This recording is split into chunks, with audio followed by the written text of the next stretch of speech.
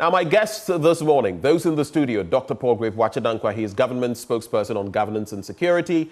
And of course, Nanaya Achepem Jantua, former General Secretary of the CPP. We also have in the studio right now, Amanda Akwoko Clinton, Head of Chambers, Clinton Consultancy. I just murdered your middle name, huh? Oh, that's fine. It's too early in the morning. What's the proper pronunciation? Akwoko. Akwoko, younger twin. Akwoko. Yes.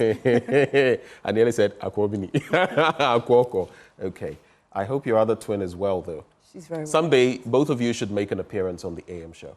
We should. We're identical, so we should. You'd cause a lot of panic out there because people will be like, wait. There's two of you. A lot of people don't know you're a twin. Yeah. But anyway, thanks for joining the conversation. You know how we do it. I'm going to come to both of you for bite-sized reactions. Any reflections you have for us this morning? Then we get into the papers. I'll start with you, Amanda. They say ladies first, so I'm giving you the first option. Let's do this. Sure. Any reflections for us this morning? Parliament is resuming today. Interesting times in terms of, I think people can firmly sit in the majority and minority seats without fighting. And you think so? Oh, I think so this time round. And really? Maybe they can just get on with the agenda of Parliament. What makes you think that? Because it's a clear majority. And but that's for the 9th Parliament. The 9th Parliament hasn't taken off yet. Yes, but I think out of decorum, because I think the leader of the supposed majority at the time said he was spiritually unable to sit on that seat. Because the elections were going to come up, and so now the elections have been declared. Perhaps he'll be able to sit on the seat now. I see. Well, the spiritual dynamics, I don't know. He said it wasn't spiritually right for him to sit in the minority seat. Yes. If he is retained as leader of the MPP caucus, he would have to sit in that seat going into the next Parliament. So I guess this election has taught me a lot about words and sometimes minding what you say. Paul Grave, do you have any reactions to that? Because those words and stuff also remind me of the Vice President, His Excellency, asking for a big gap. And Benjamin, a very good morning. What a gap it was. And to the good people of this country and to Amanda.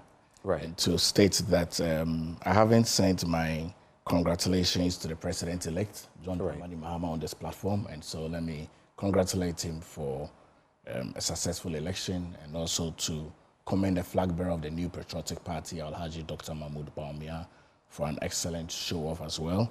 Very interesting dynamics. You are aware that transitional period is in now. Right. The Act mandates that the outgoing government transitions effectively to the incoming government. And so it's a strong resurrection of our democracy. And yesterday I saw that the President, Nana Dankwa Akufo-Addo, was hailed as Mr. Democrat by the chair of ECOWAS. And so it's a feather in the cap of Ghana. Right. Well, thanks for those reactions. Let's quickly get into the papers. I'll start with you this time, Paul Grave. What do you have? So give us the headlines absolutely. first. I'll just give the headlines. Get into one or two of them. The news center margins a powerhouse for identity solutions with significant milestones in 34 years. President-elect Mahama hit hints of IMF bailout review, promoting safer cooking. NPA advocates for gas over fire charcoal. No accord to refer midnight actions to transition team Fatima to Abubakar. But will the NDC with absolute majority give Ghana midnight appointments laws to limit actions? The Today newspaper, I won't cancel free SHS. Mahama measures. Coconut Grove Beach Resort celebrates 30th anniversary. And then on the custodian, no freeze on payment recruitment. EC declares 4 annulled seats illegal, and a few other stories. Maybe I'll just go into this. I like to do the margins group. It's a bit neutral on the agenda. So the margins group, 34 years of transforming identity solutions. I'll just take the first and the last paragraphs. Over the last 34 years, margins group has grown and evolved. But this is more advertorial. I mean, it's advertorial. It's in the newspaper anyway. Anyway, you can go ahead. Yeah, I mean, so over the over the last 34 years, Margins Group has grown and evolved to become a trailblazer in identify solutions. From a humble beginning with a small garage in Ringway Estate, just about $100, a visionary team, the company founded on 13th December 1990 and has grown into a beacon of innovation and trust, recognized as one of the most reliable providers of identity products, services, and solutions on the continent. Okay, I think that should be, because it does, you know, it does convey an advertorial, and they've not paid us any money. So of course. We'll not do them any favors. Of course. I can pick a few more. Right. No accord to refer to midnight actions. I mean, these are on the transitional issues.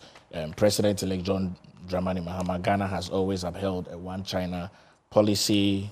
Nandom Rural Bank archives robust growth. And then I see here this an issue by Kwesi Tewia Benjamin: for a successful second term, President Mahama-elect should drive a caravan, and on and on and on. I think he should drive a caravan. A caravan. I mean, I can go into it. I mean, I'm curious about what he means. Okay, so we have been told President-elect John Dramani Mahama is a vociferous reader. He reads everything and also listens to everyone in his cycle of trust. Special advisor Joyce Bawa Mokhtari tells us, after his historic win, okay, let me just go to the caravan. The caravan through the forest.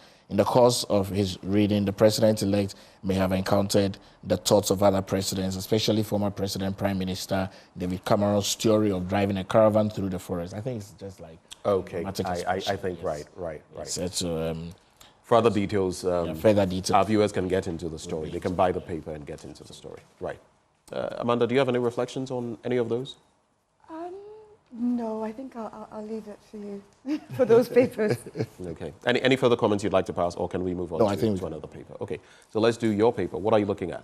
I think I'll just focus on the leading stories. The Supreme newspaper says, ignore ugly noises over free SHS abolition. So John Mahama tells Ghanaians that he is going to carry on with the free SHS, and is quoted on page 3 as saying that free SHS has come to stay and is going nowhere. Nobody's going to scrap free SHS. What was said was political talk and gimmickry. We are going to maintain it. What we are going to do is get dedicated funding for it. The paper also leads on an analysis of the 2024 presidential and parliamentary results by saying that the 2024 election results have firmly positioned the NDC as a dominant force in Ghana's political landscape, both in the presidency and in the parliamentary representations. Moving on to the Ghanaian publisher, it's leading with a story that says Mahama's hypocrisy exposed, because he allegedly justified last-minute appointments in 2016, yet condemns the same in 2024. Okay, so we usually do one paper at a time. Okay, so, sorry. My first time. But you've already you've gone into the ignore ugly noises of a free SHS, and then if that's the major story you want to do, we can look at that and then get into Mahama's hypocrisy exposed, allegedly exposed, and take a quick swipe at that. So which one do you want us to start with? Because the president-elect recently speaking on the VOA spoke about the fact that it was mere propaganda, all the talk. And I like the fact that it's being reiterated that, look, there's nothing that's going to happen to free SHS. We're going to maintain it. In fact, we're going to ensure that it runs even more smoothly. But we're going to have to tweak a few things to ensure that the program runs as successfully in terms of quality and other things as we want. So you could share your thoughts on that, and then we'll go to the other bit in there about last-minute appointments and all that. Because I actually saw a video, Paul Grave, I saw a video of Osafo Mafo back in the day. Have you seen that video? I have, Have you seen that video? I mean, the language. Sometimes I say that politicians, you have to watch out, because I don't know whether any of you have seen that video, but because I don't have it readily to let my director or production team play it. But you see the video and the rhetoric he uses, and he says, look, if you appoint any of these people last minute and everything in between, you have people who are not working even in December. No, hold for me. They are going to start working in January of a new administration's whatever, even in terms of the accountant and controller general, this creates certain issues. You are not on any payroll and all that. So for them, listen, if you get on that list, if they come through, they are going to rusticate you. You're going to be sacked. I mean, it's good that you've watched the video. I have, but one of my reflections about some of these things are how we have to continually redefine how we do our politicking, and also how we have to redefine how we do public servicing. Because, I know that we've had governments after governments, we had transition after transitions, but you can't blame an outgoing government for continuing her responsibility in governance. And so if we repeatedly want to hit on the negatives, then it goes against other people who would want to do, because you see, like the President-elect John Dramani Mahama yesterday in his church service stated that Ghanaians are waiting to use the bar to hit if they don't act well. You recall that. And so I think that those are history that should guide us not to repeat that, and also to state that whatever that is done during a transitional government based on what the Act says and is permissible should be allowed. Hold for me. Let me bring in. I'll come right back to you on that point. Nanaya Achepem Jantua joins the conversation. You are looking Afafrantoish this morning. Hey, are you feeling Afafrantoish? No. Like the emperor butterfly? I'm feeling Ghana. You're feeling Ghana? Yeah. So this is the gold in yes, Ghana. No? I'm happy. Ghana has been liberated. Ghana has been liberated. Yes. I'll come to you. But that's Nanaya Achepem Jantua, former General Secretary of the CPP, and also she's been with the PURC. Just a quick point, and I'll come back to you, Amanda, then go to Nanaya. Two things. Are you admitting that it was wrong then, the rhetoric of Yaw Osafo Maafo?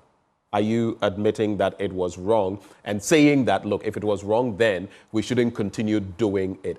I have said that, and some have said, till January the 6th, midnight, this administration has the power to do certain things.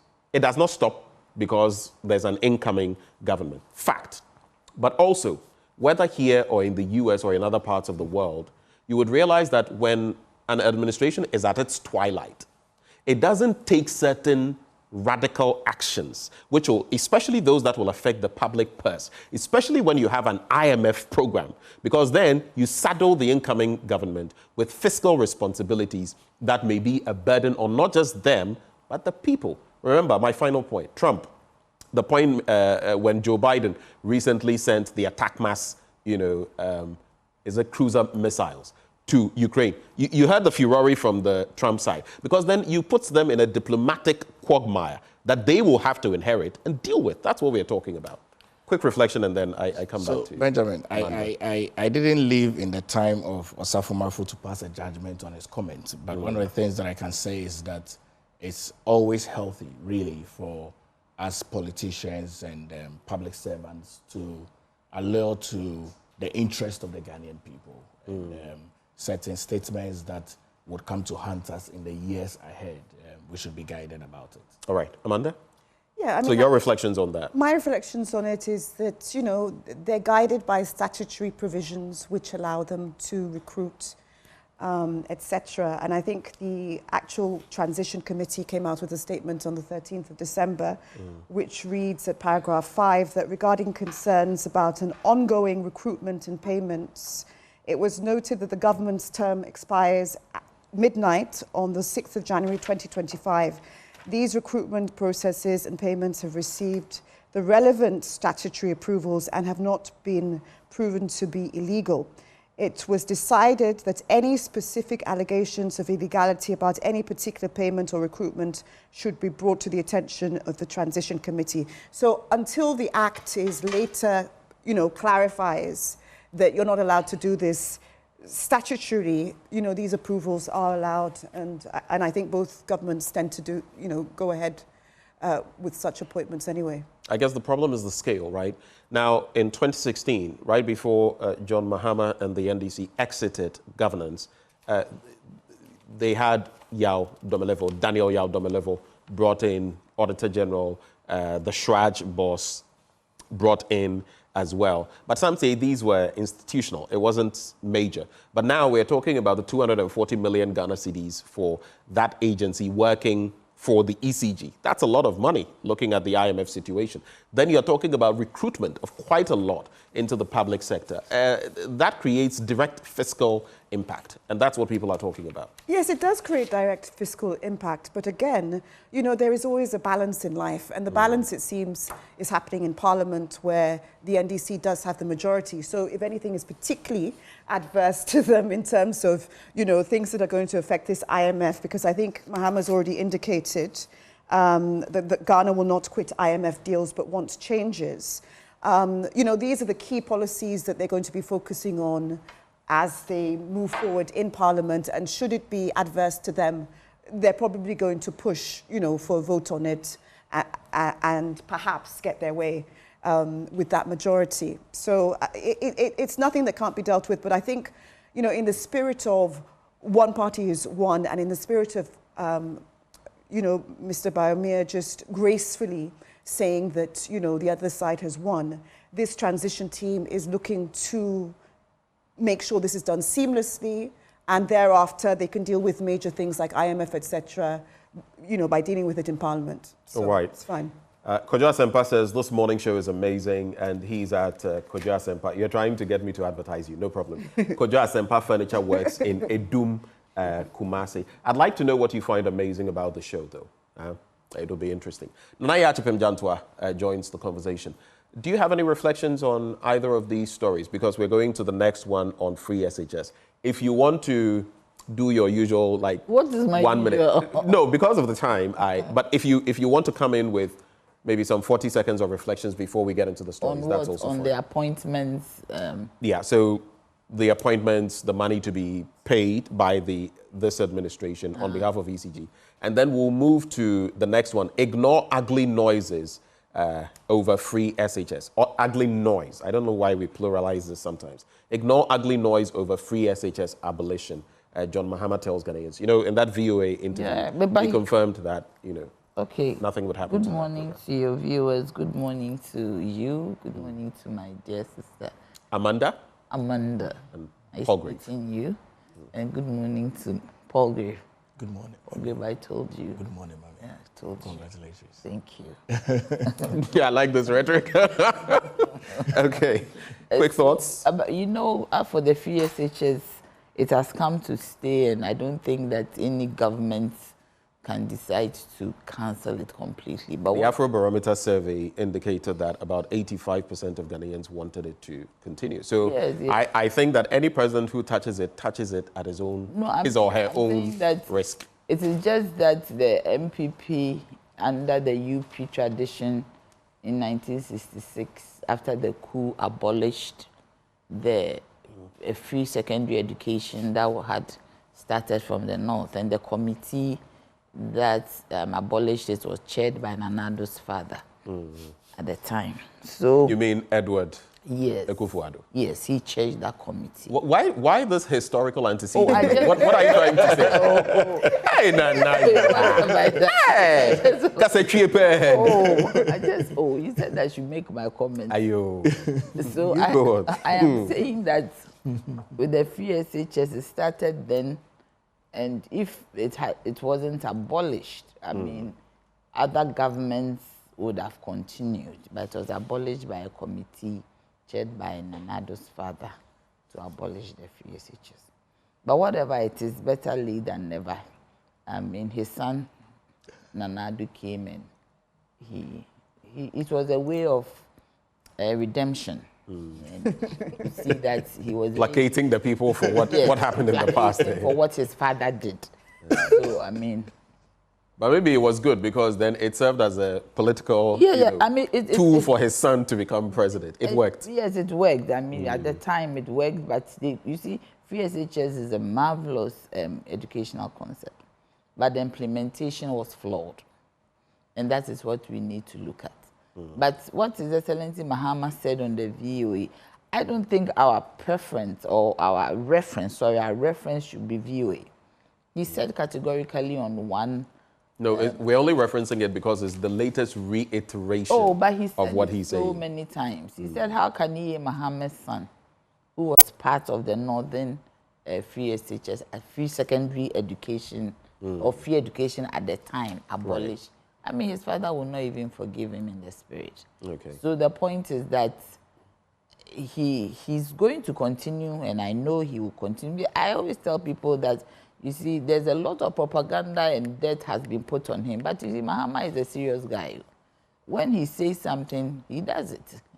And if you don't know him, you don't know him. He's a serious guy. Nanaya, are you a spokesperson? I mean, Joyce Mahama is there, but this morning you're giving me a vibe.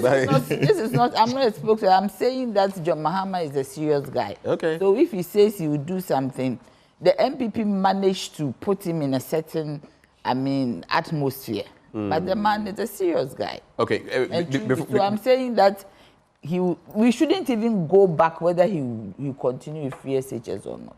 We shouldn't pigeonhole him. Yeah, once he has said it, he has said. But the most important one that he said I was happy was the basic education. Right. Then we have neglected, and he said it act. But our 1992 Constitution has spoken about F-cube. That's what I'm saying. Free, compulsory, but we have universal basic education. Yes, we have neglected the basic infrastructure, curriculum. Even the feeding, the school feeding and all that. Right. So he also said that as part of his overarching, restructuring of the educational sector, he's going to have a stakeholders meeting of everybody to be there, Ghanaians. Okay, all right. To look at the whole educational sector. But Mahama will continue with free SHS. Just a quick point. I just want this quickly. And I know I'm being mischievous, but you say he's a very serious guy. Does that, if one person is serious, it's going to imply that others were not serious. Is that what you're saying? No, I'm just trying to say that in the context of what the MPP used to say about him. Okay. Oh, so which others? Paul Grave, I did admit I was being mischievous. You said the others here.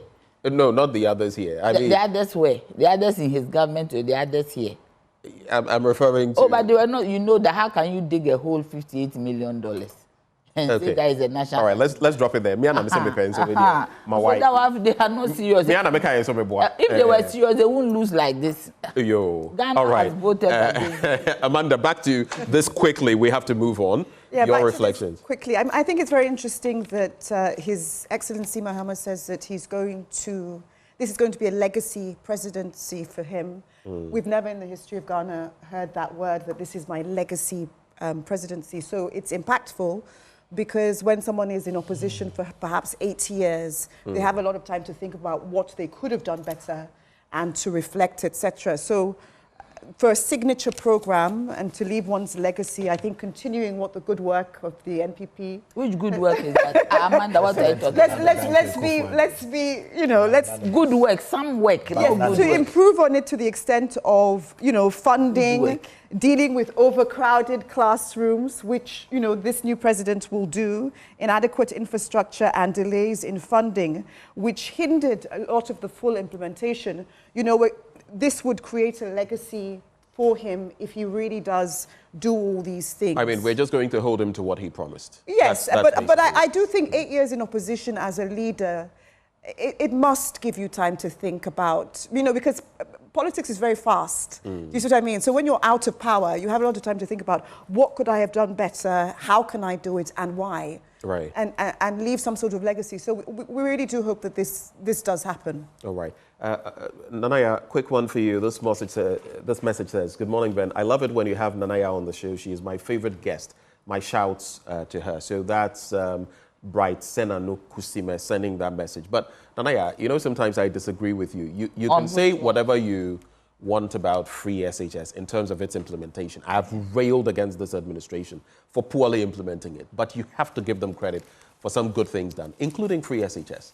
And at least bringing it to a certain level. So give me someone lays a foundation, another person builds upon it, as the Bible says. So I think that sometimes in talking about it, we should be a bit more charitable to the current administration, at least on free SHS. If you lay a foundation and it's not good, the house breaks down. Okay, all right. Point noted. I guess there's no... 7 million young children have benefited from free senior high school. Palgrave, let me be mischievous again. Are you saying that Nanaya is acting like a Kosacha Kroma and Jennifer? Is that what you're saying? 5.7 million children. What President Nana Dankwa and they voted against it.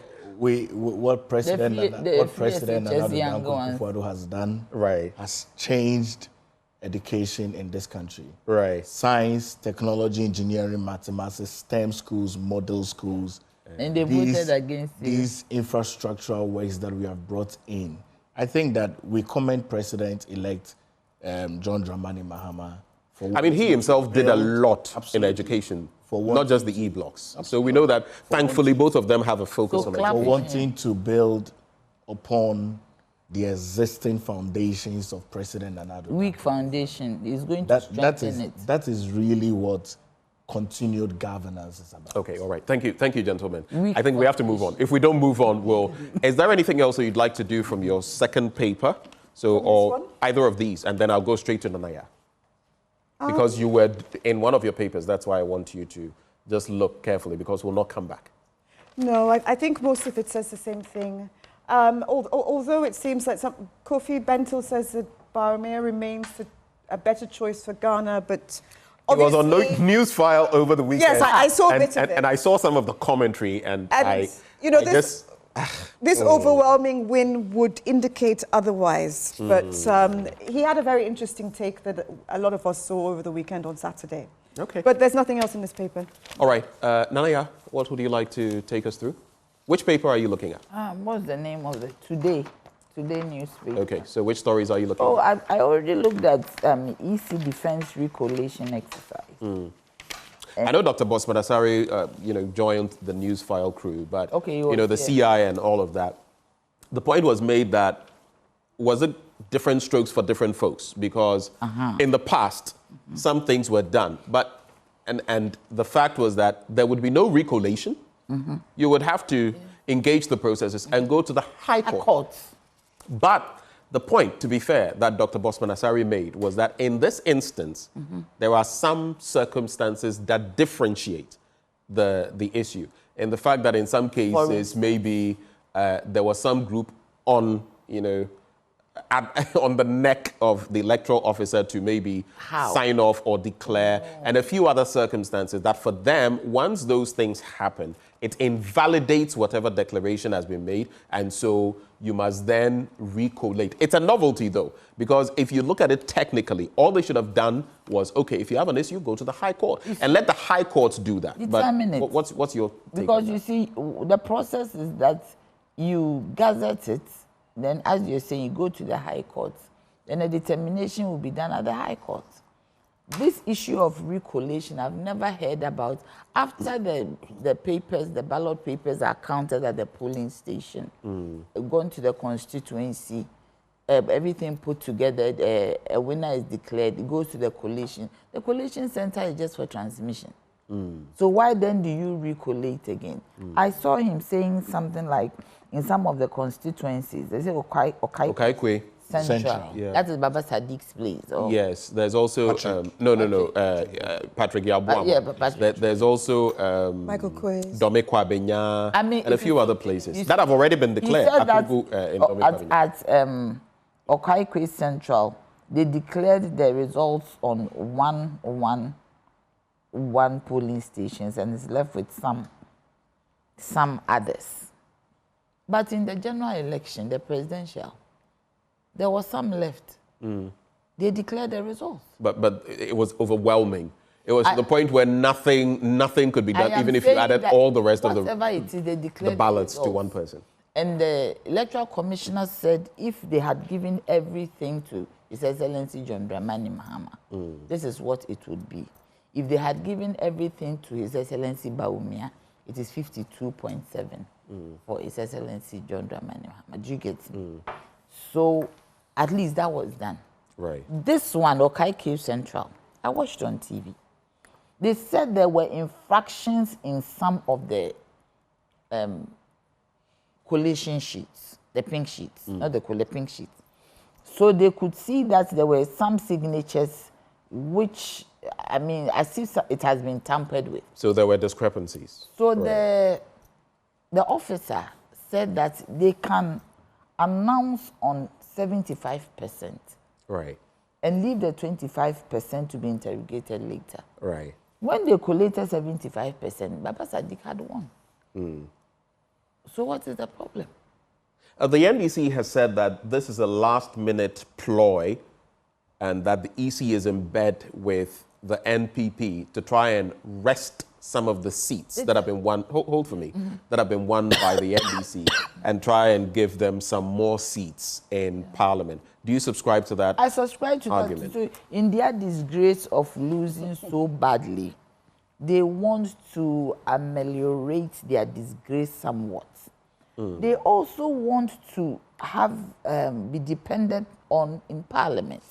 Because if NDC, in spite of their numbers, are not able to reach the 2/3 that they need to take decisions absolutely without depending on the opposition, MPP, then they become very useless in Parliament. Well, they have those 4 independent, depending on how they move. Maybe No, those but who would move comfortably with the loser?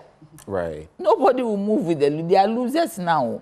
Afenyo Maki wanted to do spiritual direction. That spiritual direction has backfired in his face. Oh, Sarah. Yes. He didn't want to sit at the minorities. I said the spiritual. Into a country na born him. So now he's going to sit there whether he likes it or not. So the point is that depends on whether he's maintained as majority leader. He won't sit in Parliament. No matter what it is, he will sit there. His direction. I mean, that is if he's maintained as leader. No, but if he's not leader, he will sit. Yeah, but he will not sit in the minority, leaders seat. He'll be in the section. The minority leaders seat. He'll be in the section, not in that But he will seat. be. I'm not talking in the seat. He will still be in minority. But that seat. But you know what's interesting, though, ladies and gentlemen? Seatism, it just came to mind, has been important in this administration. From the president's seats that is carried everywhere to Afenyo Makin's seats that he will now have to sit. The president's seat was carried everywhere. So right now, I don't think seatism will be a problem because now it's overwhelming. Okay, so what all they right. want Nana, to do we have to be brief with our that's what I'm saying. You're also enjoying and contributing to the conversation. So what they want to do is to just make, even if it is by 1, that the NDC will not get the 2/3. They are happy. So that if there are major decisions to be taken, they have to depend on them. But okay, point made. You point get made. me? So point that is made. what it is. This assertion by the NDC, I mean, let's face it, if you were on their side, you would probably do same as a party. But I find it surprising, some of what has happened, because this regional coalition layer that was added, for example, it created its own level of problems. But you live and you learn. This bit about recollation and all that is a novelty. And while you can give the EC some credit, you must also look at it from the standpoint of, why now? Why do this? Why not leave it to the court to handle? You know, Benjamin, I stayed home and observed the coalition and the declaration, and from what I saw, it didn't appear that the electoral officers had the liberty and freedom to declare the results as it was. In these areas? In these areas. What did you see? What did you see? I mean, so what was available evidentially was as though the new majority, which is the NDC, had some persons that were coercing the electoral officers to declare the seats to their members. And, you know, to be fair, Benjamin, it is not in the interest of the incoming government and the government of President-elect John Dramani Mahama to want to ride over Parliament, because he himself has said that they will not take their majority for granted. They would want to work with the minority. And it is in the interest of the Ghanaian people, particularly in those constituencies who have voted for the New Patriotic Party as their representatives in Parliament, to be those persons. And in fact, if the Electoral Commission and for all of what they have done and the integrity that they have upheld all throughout these processes, believe that these persons that have been declared as winners, I mean, there need to be a recollation of that, and even at some instances, if there need to be a revoting in some particular constituencies, I think that we should be able to allow that. I mean, if it wasn't so, we would not be here. And of course, if the issues is not as it is, and we needed to go through the legal means as CI 127 states, I mean, obviously they would have gone to the High Court to be able to see the final veracity of these issues. But I think that the issues that have been presented to us is very clear that some of the seats that were declared, and I know that some other persons that have observed can agree with me that it was as though the hand was being forced to declare all of it to the NDC. But we know that the pin sheets are there. Evidentially, the Electoral Commission has pin sheets, and if they want to do recollation, let's allow them to do the recollation. And if it falls for us in Sawoma Doji for... How can it Sawoma Doji? Honorable Anodom Prayer, Patrick Bois, Kankwe Central, Ayawaso, Domikwa Benya for Ambassador. I guess you guys didn't expect such contests where you would likely be beaten, especially in places like Domikwa Benya, and Yendi has also been lost. But in Sawoma Doji, we have to move on. Maybe a lesson there for Frank Anodompre and going about talking about, oh, the president should halt the transitional process. I cannot imagine. As a lawmaker, a legislator, saying that the transitional process, as stipulated, should be halted just because he's lost a seat. And some people, I mean, that sounded so, it sounded like intellectual savagery. But anyway, we'll move on from there. I think it's a lesson of humility, that is about to take place because, a lot of the rhetoric, like you started the show and said, the way people speak, the way they spoke a lot about, the spirituality of seats and they can't sit in certain parts and, certain people saying that, well, if the seat is not theirs, then nothing can move forward. It will be a lesson of humility, I think, and to perhaps reflect over the next 4, perhaps 8 years. In order to come back. Why did you take a quick look at her when she said 4, perhaps 8 years? It could even be 12 years. I think it's my subtle, or more. My subtlety. It could be. There are conversations and opinions. Oh, yeah.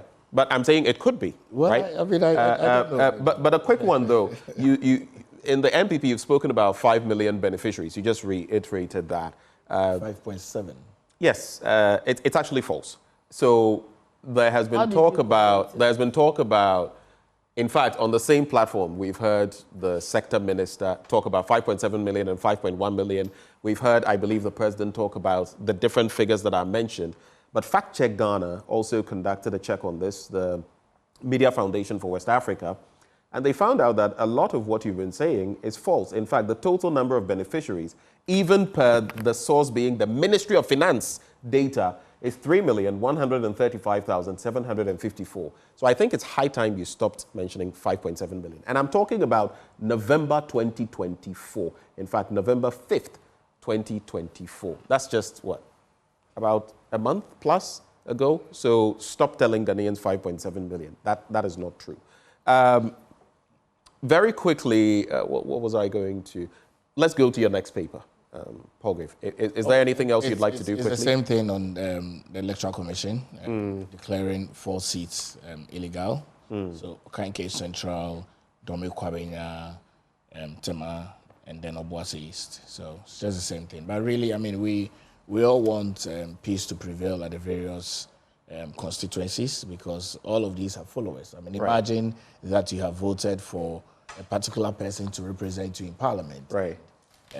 That will is being thwarted. It will not go well in the constituency. And so we want the Electoral Commission to do the rightful thing and be able to determine who the rightful MP-elects are in the various constituencies.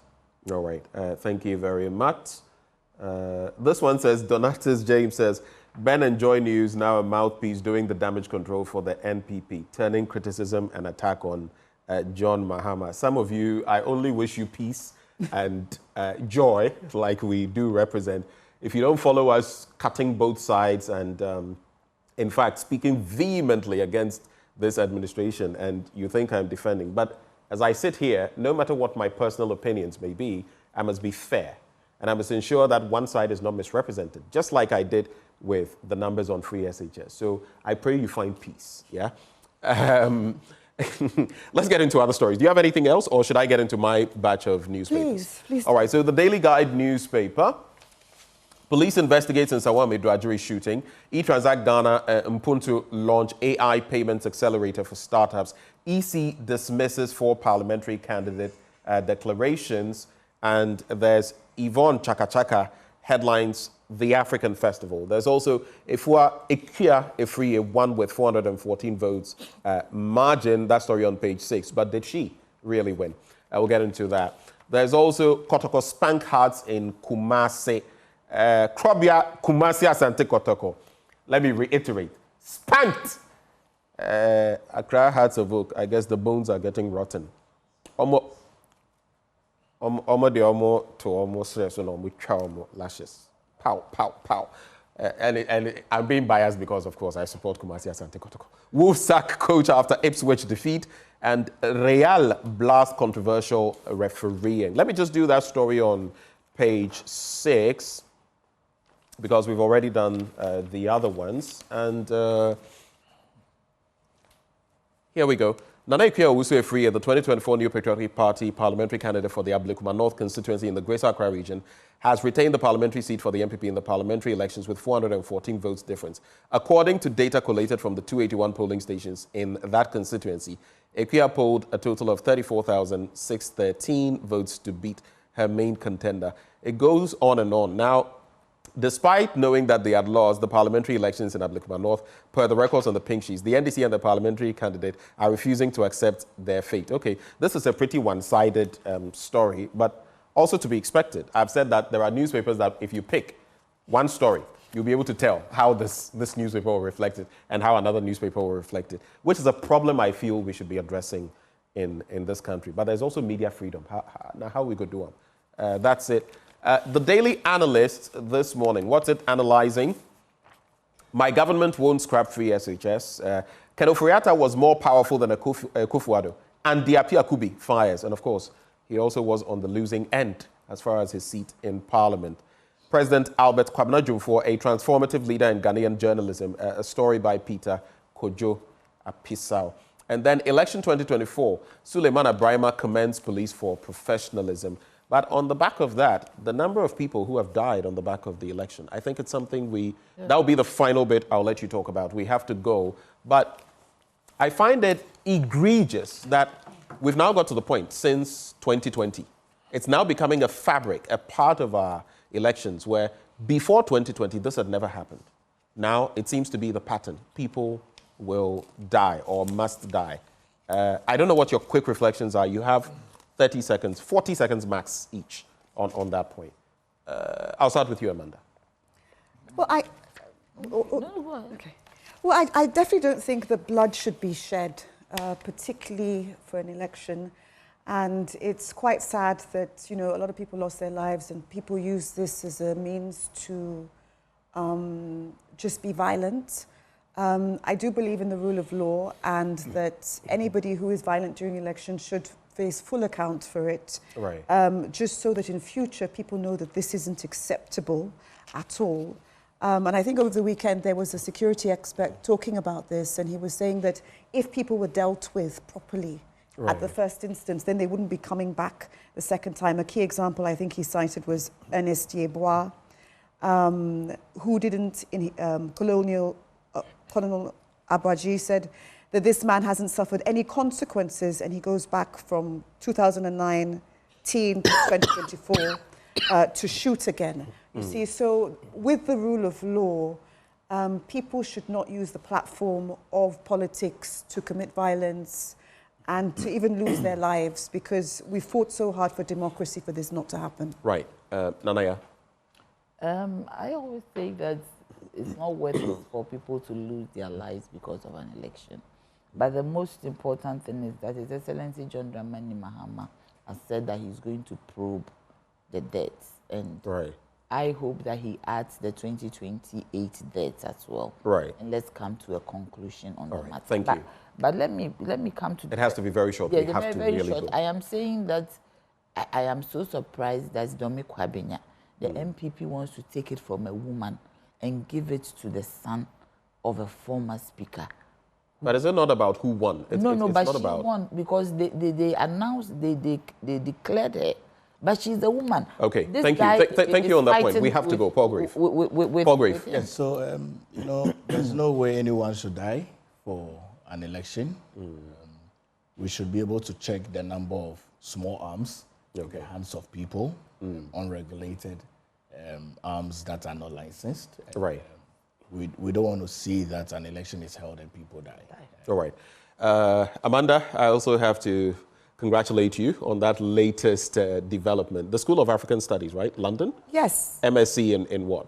In African politics. African politics? Yeah. Okay, that's interesting. 14 years ago. So you have your tentacles in many things. Yes, mainly in law, but a little bit of politics as well. African politics. Yeah. Okay, interesting. Congratulations. Thank you. All right, so that's Amanda Clinton. She's a lawyer. She's head of chambers at Clinton Consultancy.